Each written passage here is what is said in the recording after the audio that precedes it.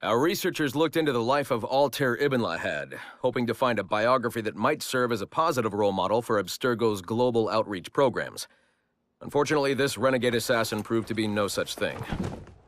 In much of his footage, we see a man gleefully flouting some of his culture's most entrenched taboos with an arrogance that borders on messianic. Altair, no! This is not our way! To burn a man's body is forbidden! Many of our researchers felt that the arguments articulated by Altair's rival, a man known as Abbas, were clearer and more cogent than any we heard from Altair. I've recently put in a request that more effort be dedicated to locating one of Abbas's descendants, if any exist.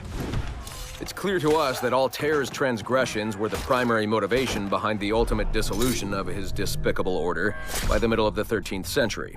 We therefore strongly recommend a pass on this property, in favor of a more agreeable and inspiring figure from this era.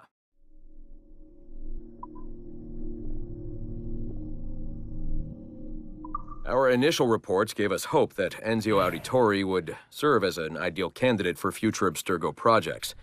His charisma, sexual magnetism, and wry humor gave him all the qualities of a leading man. However, his corruption by the assassin order robbed him of these qualities as he fell deeper and deeper into a spiral of revenge. Enzio was frequently known to articulate a passive acceptance of evil. He was also a man of ugly contradictions, one who preached free thought yet traveled well beyond his home country to proselytize his corrupted creed, just as he's doing here with this impressionable Chinese girl. Notice, too, that in his gestures and bearing there is still something of the old lecher in him. Enzio's entire personality is built around pure demagoguery, claiming his philosophy is about love when violence and coercion are his primary means of tackling problems. We have therefore come to the conclusion that Enzio Auditore da Firenze would be a risky character to develop.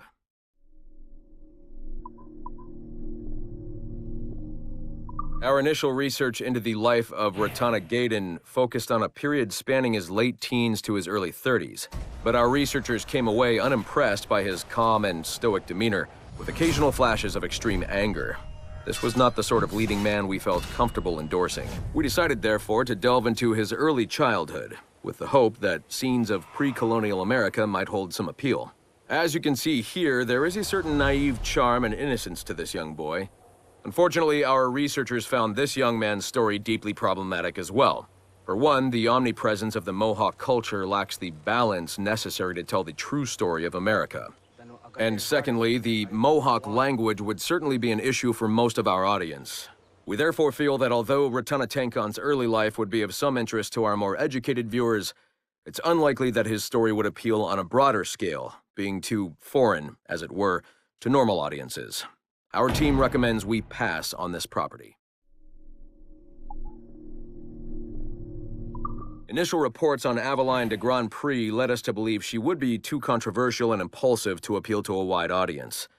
Teenage memories show her brainwashed and trained to kill political foes of her highly unstable mentor, Agate. Additionally, Aveline spent a disappointing amount of time in the Louisiana bayou, consorting with smugglers of the lowest kind. Oh, I try never to think. Which we felt risked her appeal to our female audience, which is now approaching 50%. However, as Aveline matured, a new side emerged. A well-mannered and considerate lady of poise and compassion.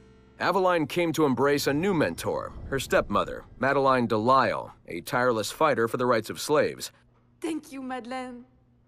With some editing to prioritize this relationship, we feel Aveline's story will more than meet our needs. Our team recommends a go on this property. Get this one to market quickly.